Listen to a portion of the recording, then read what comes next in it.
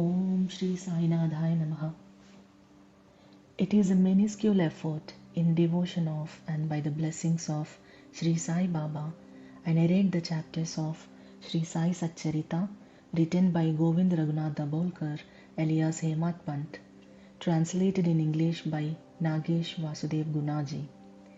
We will read all the great stories of Shri Sai Satcharita from chapter 1 till the end. With great devotion to Shri Sai Nath, I welcome you all to join me in this divine journey and enjoy the blessings of Shri Sai Baba.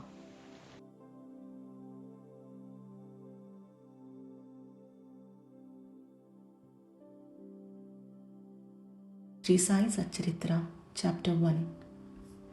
Salutations. The story of grinding wheat and its philosophical significance.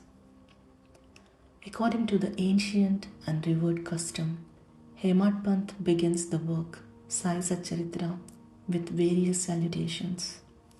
First, he makes obeisance to the god Ganesha to remove all obstacles and make the work a success, and says that Shri Sai is the god Ganesha. Then to the goddess Saraswati to inspire him to write out the work, and says that Shri Sai is one with this goddess and that he is himself singing his own life. Then to the gods Brahma, Vishnu and Shankar, the creating, preserving and destroying deities respectively, and says that Sainath is one with them, and he as the great teacher will carry us across the river of worldly existence. Then to his tutelary deity Narayan Adinath, who manifested himself in Konkan, the land reclaimed by Parashurama, Rama in the Hindi version, from the sea, and to the Adi, original Purusha of the family. Then to the Bharadwaj Muni, into whose Gotra clan he was born, and also to various rishis, Yajnavalakya, Brigu, Parashara, Narad, Vedavyasa, Sanak, Sanandan, Sanat Kumar, Shuka, Shaunak, Viswamitra, Vasishta, Valmiki, Vamdeva, Jaimini, Vaishampayan, Navayogendra, etc. And also modern saints such as Nivritti, Jnanadev, Sopan, Muktabai, Janardhan, Eknath, Namdev, Tukaram, Kana and Narahari, etc. Then to his grandfather Sadashiv, Father Raghunath, his mother who left him in his infancy, to his paternal aunt who brought him up, and to his loving elder brother. Then to the readers, and praise them to give their whole and undivided attention to his work.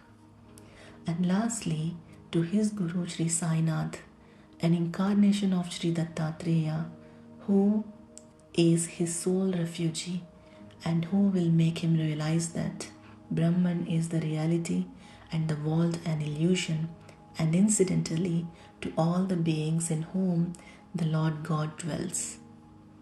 After describing in brief the various modes of devotion according to Parashara, Vyasa and Shandilya, etc., the author goes on to relate the following story. It was sometime after 1910 AD that I went one fine morning to the masjid in Shirdi for getting a darshan of Sai Baba. I was wonderstruck to see the following phenomenon. After washing his mouth and face, Sai Baba began to make preparations for grinding wheat. He spread a sack on the floor, and thereon sat a hand mill. He took some quantity of wheat in a winnowing fan, and then drawing up the sleeves of his kafni and taking hold of the peg of the hand mill, started grinding the wheat by putting a few handfuls of wheat in the upper opening of the mill and rotated it.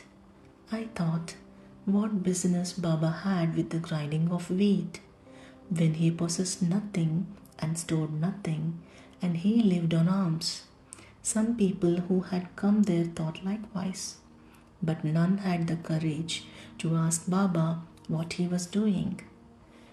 Immediately, this news of Baba's grinding wheat spread into the village, and at once men and women ran to the masjid and flocked there to see Baba's act. 4 bold women from the crowd forced their way and, pushing Baba aside, took forcibly the peg or handle into their hands and, singing Baba's leelas, started grinding. At first, Baba was enraged, but on seeing the women's love and devotion, he was much pleased and began to smile. While they were grinding, they began to think that Baba had no house, no property, no children, none to look after, and he lived on alms. He did not require any wheat flour for making bread or roti. What will he do with this big quantity of flour? Perhaps, as Baba is very kind, he will distribute the flour amongst us. Thinking in this way while singing, they finished the grinding, and after putting the hand mill aside, they divided the flour into 4 portions and began to remove them, one per head. Baba, who was calm and quiet up till now, got wild and started abusing them, saying, "Ladies, are you gone mad? Whose father's property are you looting away? Have I borrowed any wheat from you so that you can safely take the flour? Now please do this. Take the flour and throw it on the village border limits." On hearing this, the women felt abashed and, whispering amongst themselves, went away to the outskirts of the village and spread the flour as directed by Baba.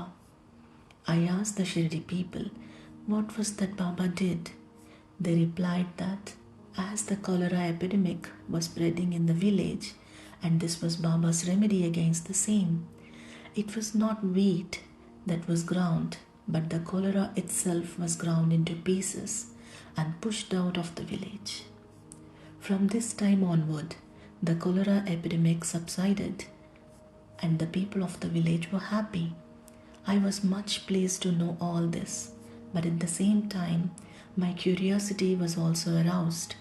I began to ask myself, what earthly connection was there between wheat flour and cholera?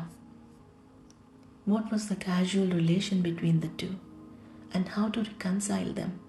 The incident seems to be inexplicable. I should write something on this and sing to my heart's content Baba's sweet leelas.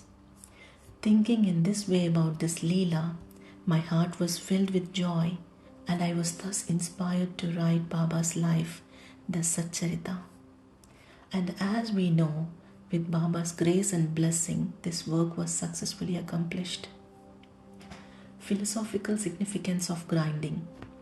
Apart from the meaning which the people of Shirdi put on this incident of grinding wheat, there is, we think, a philosophical significance too.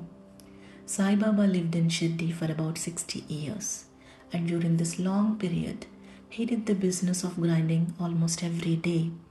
Not, however, the wheat alone, but the sins, the mental and physical afflictions, and the miseries of his innumerable devotees.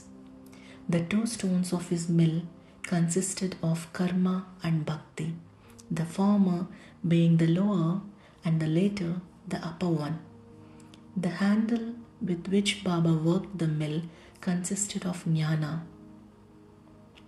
It was the firm conviction of Baba that knowledge or self-realization is not possible unless there is the prior act of grinding of all our impulses, desires, sins, and of the 3 gunas as sattva, raja and tama, and the ahankara, which is the subtle and therefore so difficult to be got rid of.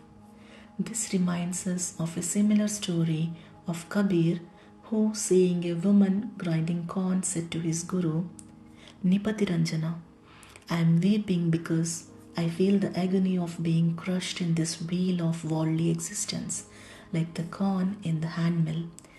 Nipati Ranjana replied, Don't be afraid. Hold fast to the handle of knowledge of this mill, as I do, and do not wander far away from the same, but turn inward to the center, and you are sure to be saved. Bow to Shri Sai, peace to be all. Om Namo Shri Sai Nadaya, Shanti, Shanti, Shanti.